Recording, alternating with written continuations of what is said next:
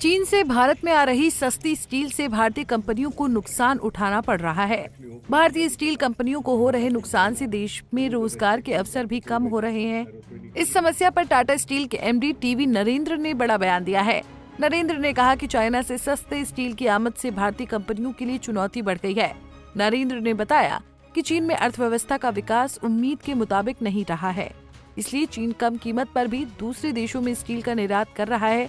Europe के देशों ने इस चुनौती से निपटने के लिए कई बड़े कदम उठाए हैं, लेकिन भारत सरकार ने चीन से आ रही सस्ती स्टील को लेकर अभी तक कोई फैसला नहीं लिया है।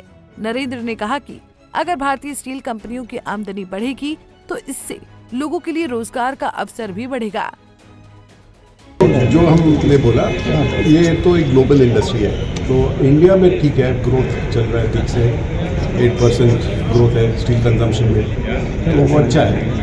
पर यह है कि चाइना का जो स्थिति है बहुत ख़राब है और उसका असर ग्लोबली सब पर पड़ रहा है। तो आप देखिए तो बाकी जो देश है, जो यूएसए है या कनाडा है या यूरोप है, सब लोग ने कुछ ना कुछ एक्शन लिया है to take care of the industry, क्योंकि चाइना का जो स्टील सब जगह जा रहा है वो ये नहीं कि वो कॉम्पिटिटिव है, क्योंकि वो प्राइस में वो प्रॉफिटेबल नहीं है।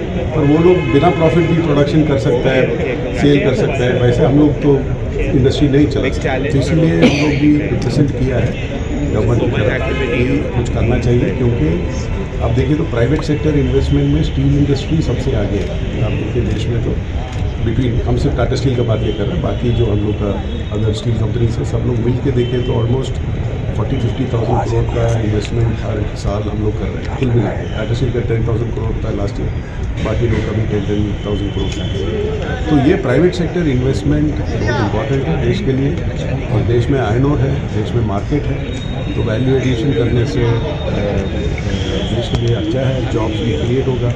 तो इसीलिए ये इस पर ध्यान देना चाहिए, हम लोगों ने गवर्नमेंट से बोला है। वहीं टीवी नरेंद्र ने बताया कि चीन से सस्ता स्टील आने से भारतीय स्टील कंपनियों को गहरा धक्का लगा है। नरेंद्र ने बताया कि उन्होंने भारत सरकार से इस स्थिति को सुधारने की अपील की है। तरफ से we have asked the government if they can be safeguard duty. Safeguard duty का मतलब ये है कि जब इंपोर्ट्स आता है, cheap imports which damages the industry, तो गवर्नमेंट के पावर में है सेफगार्ड ड्यूटी इम्पोज करने के लिए। तो उसका एक प्रोसेस है, वो प्रोसेस शुरू हुआ है। दूसरा है कि जो स्टील का कस्टम्स ड्यूटी है उस पर भी ध्यान देने को बोला है। क्योंकि गवर्नमेंट की तरफ से, क्योंकि उनका ये हेसिटेशन है कि स्टील का दाम बढ़ेगा तो इंफ्रास्ट्रक्चर का कॉस्ट बढ़ेगा, उसका असर डाउन स्ट्रीम इंडस्ट्री पर पड़ेगा। तो इसीलिए गवर्नमेंट के लिए भी आसान नहीं है इस पर डिसीजन लेने का, क्योंकि स्टील इंडस्ट्री को फ़ायदा होगा, बाकी इंडस्ट्री के लिए इट विल बी डिसएडवांटेज। तो इसीलिए ये सब में टाइम लगता है, पर स्थिति ये है, इसीलिए हम लोग इस पर चर्चा करते हैं। इन्वेस्टमेंट्स हैं वो जारी रहेंगे। अभी का इन्वेस्टमेंट ट्रांसफर हो गया है सर। इन्वेस्टमेंट ट्रांसफर हो गया मतलब टेम्पलेट में जो 2000 प्लांट था सर, हाँ, उसका इन्वेस्टमेंट हम लोग झारखंड में नहीं मिला, जमशेदपुर में नहीं मिला सर। वहाँ नहीं हुआ, वही होगा।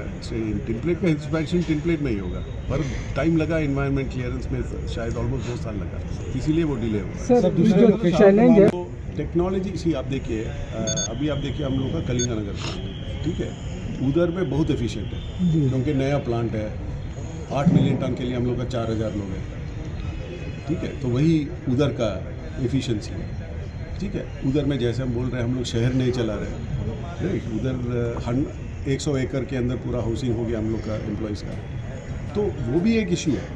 पर जमशेदपुर में हम लोग का जिम्मेदारी है, तो ये सुविधाओं की कमी यहाँ कर्टेल हो रहा है। हम नहीं, वो नहीं बोला, हम ये बोला है कि सिटीजन नॉर्मली आप लोग।